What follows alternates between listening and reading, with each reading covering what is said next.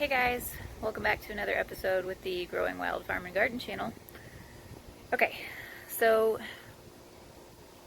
I wanted to explain why we don't really have any animals on the farm, except the bees. We've got the bees and a dog. Well, I'm about to show you the reason why. And then maybe you'll understand why it's taken us a little bit of time to get to this point and actually maybe even get any animals at all. So here's the garden. You've seen it. But that's not my house. That's my neighbor's house. And that's my neighbor's backyard and my neighbor's tree and my neighbor's fence over there. And beyond that little thing, you can see he doesn't have any fence at all. There's no fence over there. And right beyond there, that you've seen cars and trucks traveling over there, but on the other side is a field. Let's go look at it.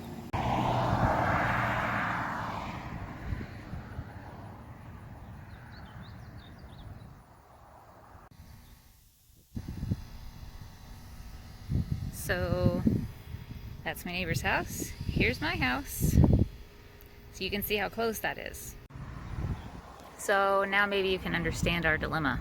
We don't have a fence here. We don't even have a fence between the sides of our house, right there where the gate would be. And what we're afraid of, what we're worried about is over there, that field I showed you is 120 acres. There are 3 different plots of however many acres that is a piece. I can't remember, I looked it up, but altogether it's 120 acres. We've had coyotes coming down the street. We've had deer over there. There's a couple ponds, and in the morning, like when it's nice in fall, you can sit outside in the morning and you'll see deer sometimes out there. So there's coyotes. We hear them. We know they're there. They've been caught on our doorbell system. Not our doorbell system, but people in the area's doorbell systems. So what I'm trying to say is that without a fence, we can't protect the animals. If we can't protect the animals, there is absolutely no reason in trying to invest in them right now. That said, you might be asking, well, why not just build a fence? Unfortunately, 6-foot privacy fences made out of cedar, which is what we've already built on the other side of the house, because when we moved here, there wasn't any fence at all, costs like $1,400 or $1,500 or more if you want metal posts, which is what we want so that the fence will last longer. And as any good farmer, homesteader person typically would do, you'd source the material as best you could.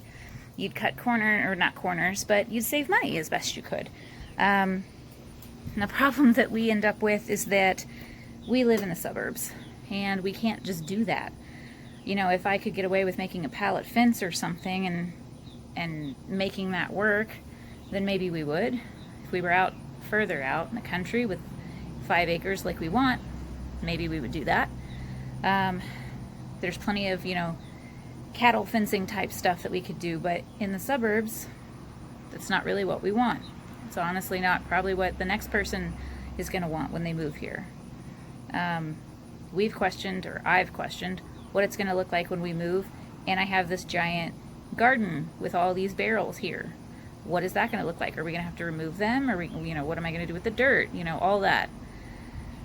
So while we grow this homestead and create the life we want, we also have to think future plans and what it's going to look like, what's going to be easiest and what's going to be the best for when that time eventually gets here. So that right now is on our list for sure.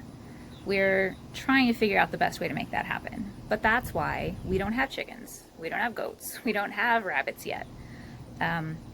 Just don't need any coyotes or raccoons or possums or anything else coming in easily as they can from across the street. And that's just part of life. So I just wanted to share that with you guys. Hopefully you understand now why the Growing Wild farm and garden is more like a Growing Wild bee farm and garden currently, with plans to grow, but we're just not there yet. So stick with us, and maybe you'll see that fence finally get to, come up and happen. But until then, we'll just be growing the garden and the bees and doing whatever we can until we get there. So, just like, you know, I've said before, just don't give up on dreams like this just because you've run into a snag. There are other ways to get around it, and that's what we're doing.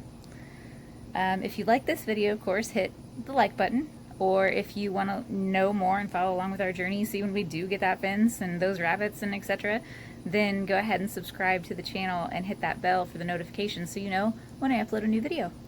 But until next time, guys, that's really all I had. I just wanted to answer that quick little, you know, question that some of you might have been wondering about.